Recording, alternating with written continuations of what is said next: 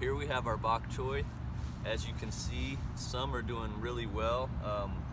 We tried to spray some neem oil on it to suppress some of the bug issues that we're having, but unfortunately, as you can see, some of them were more susceptible.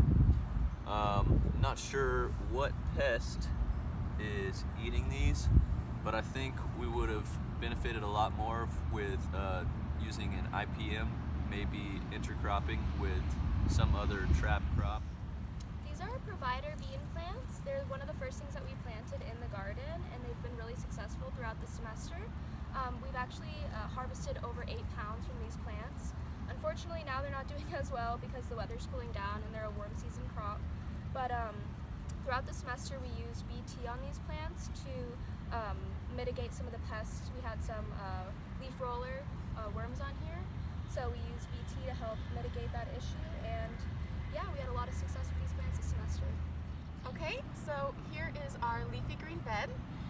We have Astro arugula and Tropicana and Coastal Star lettuce cultivars.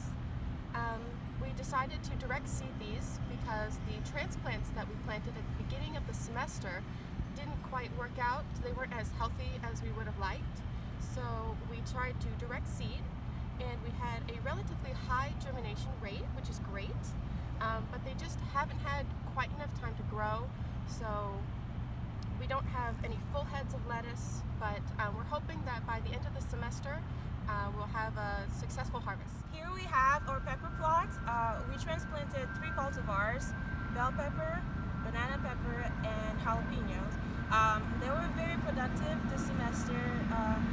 The only issue we kind of had in the beginning was just with weeding, and also making sure to remove the blossom at the end so that we can have blossom end up. But yeah, these peppers were very productive.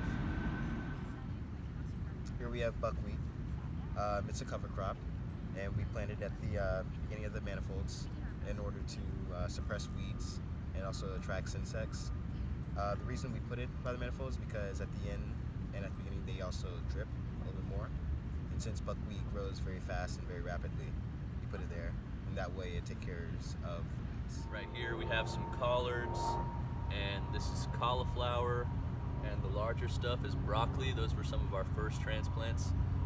Initially we had them planted too close together in the greenhouse, but Haley and some other team members came out with Dr. Zhao and separated them into different seed beds, and after we used some of the fish emulsion, the fish fertilizer, they really improved, and so that's why these are a little bit farther along than some of the others, like the cauliflower. Over there we have some cabbage. These are our strawberry plants in our garden. They're still quite young and need some time to develop, but they got a good head start because they were refrigerated before they were given to us by Dr. Zhao and her research students. As you can see, we do have some flowers coming on, so these plants will likely do really well into the coming months. They just need a little more time in our garden. In the beginning, to suppress weed, we only used straw mulch, and it was effective, but it wasn't as good as we wanted, so we decided to use cardboard, and that was so much better because it blocked out sunlight and didn't really allow any weed to actually emerge. And as you can see, our walkway is pretty much weed free. So this is our portion of the raised bed, and we decided to direct seed 4 rows of carrots, and we decided to plant them here in the raised bed rather than out in the plot because we thought they would have an easier time penetrating through the soil because it's loose compost rather than the compacted dirt in the field, and we think that they've done quite well so far.